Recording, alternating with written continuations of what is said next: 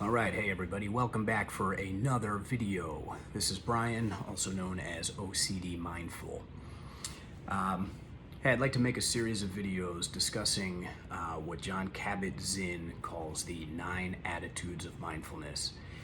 If you pick up his book, Full Catastrophe Living, which is a must-read for everyone who's getting involved in mindfulness meditation, and for anyone who wants to just make some progress with their own mental health and even their physical health. That is a must read, and that's the book that is given to everyone who signs up for their first 8-week mindfulness course, which is another thing I would highly recommend.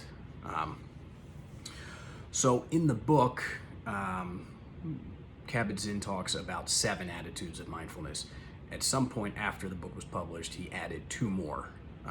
So all 9 are beginner's mind, non-judgment, acceptance, letting go, patience, non-striving, and then the 2 that he added after that were gratitude and generosity. And today I want to talk about what I think is probably the most important for people with OCD, and how exactly I would put a spin on this for people with OCD. And that is the second one I named, which is non-judging. And what is meant by non-judging is simply not following those judgmental, that judgmental storyline that everyone does naturally, but OCD people tend to do it much worse. And judging your experience really is responsible for almost all of the OCD sufferer's pain. Basically a judgment is, I don't like this, so I need to not experience it anymore. Or I do like this, I want more of it. I cling to it, I strive for it, I have a desire for it. And really what judging is so much of the time is catastrophizing your current situation, right? It's clouding your reality. It's the story that you're telling yourself that, is creating a huge drama in your mind. That, think about it this way: if someone else came up to you and told you that they were experiencing something similar to what you experience with your OCD, you most likely be able to non-judgmentally come at that from a much clearer point of view and say, yeah, all right, so what? Don't be so hard on yourself. It's a thought or a feeling that comes up, and then it'll go away. Don't beat yourself up so much. And so the beauty of practicing non-judgment, both during the formal meditation and during your normal awake hours, is that you begin to see your own experience that way, as an outside, unbiased, non-judgmental observer of your own experience.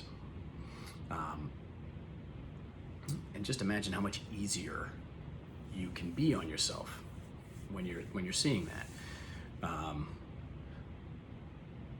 You don't even need to think of a loved one experiencing this. It's just so much easier to be matter of fact when you hear this from someone else's point of view. So by practicing non-judgment, you start to get to that point where it's like you're watching the movie of your life just unfold. And you get to be much more realistic and much healthier about the way you respond to it, instead of reacting to it, which is what so many people that have OCD, and even if you don't have OCD, most people are reacting to their situations. And this is where the mindfulness practice is so beneficial. In mindfulness, when we get started, all we're doing is becoming aware. Become aware of the thoughts that are in our mind. We become aware of the judgments that we're doing. We become aware of the feelings in our body. All of these things. So I mentioned thoughts. I mean, judgments most of the time are just thoughts.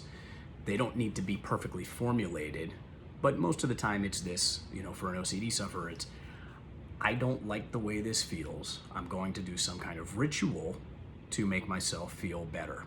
Okay, that's it, that's a judgment. And if you've suffered from OCD for a long time, these things are habitual. You're not even aware that you're doing them a lot of the time. So how do we do it? How do we actually practice non-judgment?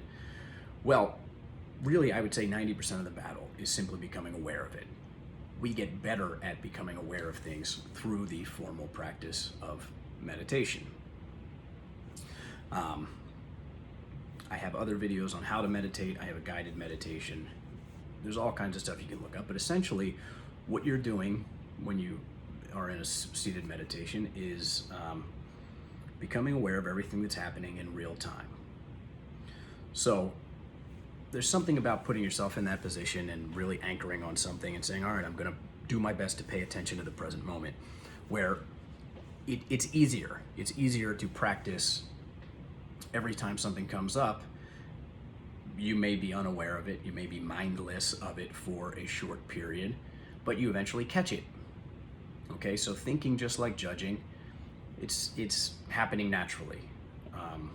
Judgments are going to come completely naturally, but as Jon Kabat Zinn says, you don't judge the judging. And that's the same thing, it's almost exactly the same thing as thoughts and thinking.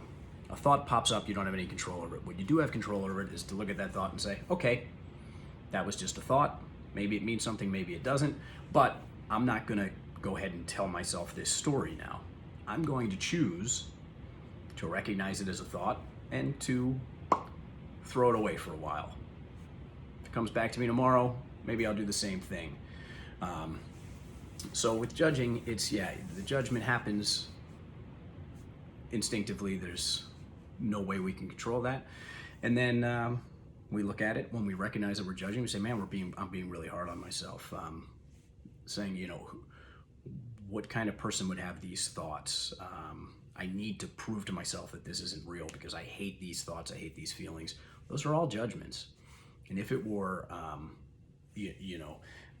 metaphysically possible to cease judgment completely, your OCD would be gone. The OCD the judgment is the fuel that's keeping that fire burning. Okay, so I highly encourage you to combine mindfulness practice with your exposure response prevention treatment. For me, it made all the difference in the world. And I say this and I mean it. I wasn't able to fully engage in the exposure response prevention treatment until I had been doing mindfulness for a little while. It just helped soften all the edges. It gave me enough strength to go forward. And so look into that. Practice in your seated meditation, catching your judgments just like catching your thinking, and just saying, sure, that caused a pang that I didn't particularly like, but I'm going to treat myself here the same way I would have. I'm going to have enough compassion for myself that I would have for a loved one in this situation, and say, hey, don't beat yourself up over this. It's a thought, it's a feeling. Open up to it, let it be there, experience it exactly the way it is, and realize you don't have to do anything. You don't have to do anything different. All right, so that's non-judgment, and that's one of the 9 attitudes of mindfulness. And check out Jon Kabat Zinn's Full Catastrophe Living. It will change your life if you're able to apply these principles. And until next time, you guys, have a good one.